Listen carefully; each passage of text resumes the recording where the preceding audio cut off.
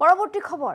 অৱশেষত ক্ষমা খুজিবলৈ বাধ্য হ'ল বীৰ লাচিত সেনাৰ নেতাই বঙাইগাঁৱৰ এনবি নিউজৰ সাংবাদিকক ভাবুকি দিছিল বীৰ লাচিত সেনাৰ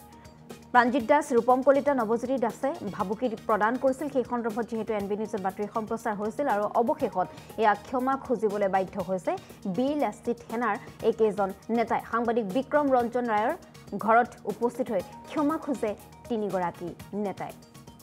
এখন বেনাৰক লৈ যেহেতু উত্তপ্ত পৰিস্থিতিৰ সৃষ্টি হৈছিল আৰু এখন বেনাৰক লৈ সাংবাদিকগৰাকী ভাবুকি দিছিল ইয়াৰ পিছতে উত্তপ্ত পৰিস্থিতিৰ সৃষ্টি হৈছিল সমগ্ৰ বিষয়টোৰ সন্দৰ্ভত বাতৰি সম্প্ৰচাৰ হৈছিল আৰু অৱশেষত বীৰ লাচিত সেনাই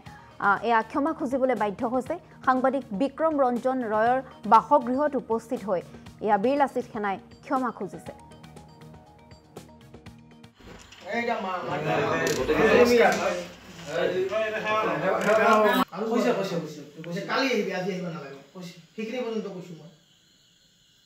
মই যদি লক্ষ্মী মন্দিৰত লোক দিলো হয় না হয়তো তাতে মানিলি হৈ মৰিলি না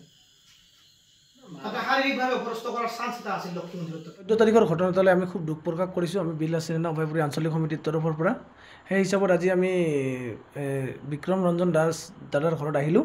আহি আমি তেখেতৰ লগত ভুল হৈছে বুলি আমি আহি ইয়াতে ক্ষমা প্ৰাৰ্থনা কৰিলোঁ অনাগত দিনত আমি আৰু দাদাৰ লগত বুলি নহয় আমি গোটেই সাংবাদিকৰ লগত মিলিজুলি কাম কৰিম বুলি আৰু ৰাইজৰ লগত কাম কৰিম বুলি এইখিনি আমি প্ৰতিশ্ৰুতি দিওঁ মই সিদিনাখন 14 তাৰিখে এখেতক অলপ মানে বেয়া ভাষা মোৰ মুখেৰে ওলাইছিল সেইটোৰ কাৰণে মই ইয়াৰ ওচৰত ক্ষমা প্ৰাৰ্থনা কৰিছোঁ যাতে তেওঁ ক্ষমা কৰে আৰু ভৱিষ্যতত এনেকুৱা কাম নকৰোঁ পৰৱৰ্তী খবৰ অৱশেষত ক্ষমা খুজিবলৈ বাধ্য হ'ল বীৰ লাচিত সেনাৰ নেতাই বঙাইগাঁৱৰ এনবি নিউজৰ সাংবাদিকক ভাবুকি দিছিল বীৰ লাচিত সেনাৰ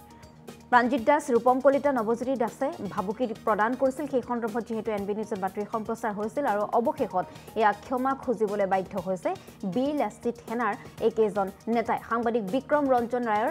ঘৰত উপস্থিত হৈ ক্ষমা খুজে তিনিগৰাকী নেতাই এখন বেনাৰক লৈ যেহেতু উত্তপ্ত পৰিস্থিতিৰ সৃষ্টি হৈছিল আৰু এখন বেনাৰক লৈ সাংবাদিকগৰাকী ভাবুকি দিছিল ইয়াৰ পিছতে উত্তপ্ত পৰিস্থিতিৰ সৃষ্টি হৈছিল সমগ্ৰ বিষয়টোৰ সন্দৰ্ভত বাতৰি সম্প্ৰচাৰ হৈছিল আৰু অৱশেষত বীৰ লাচিত সেনাই এয়া ক্ষমা খুজিবলৈ বাধ্য হৈছে সাংবাদিক বিক্ৰম ৰঞ্জন ৰয়ৰ বাসগৃহত উপস্থিত হৈ এয়া বীৰ লাচিত সেনাই ক্ষমা খুজিছে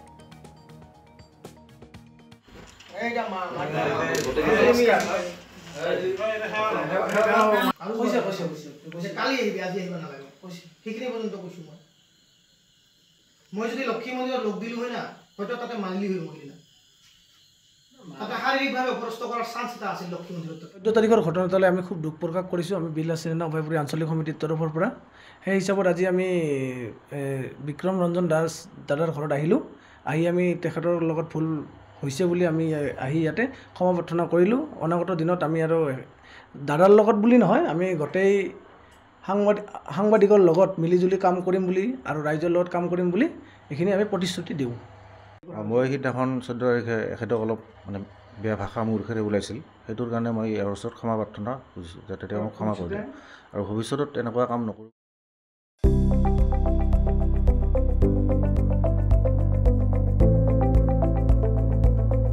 এনবি নিউজ সহজ সৰল ভাষাত নৱভাৰতৰ কথা।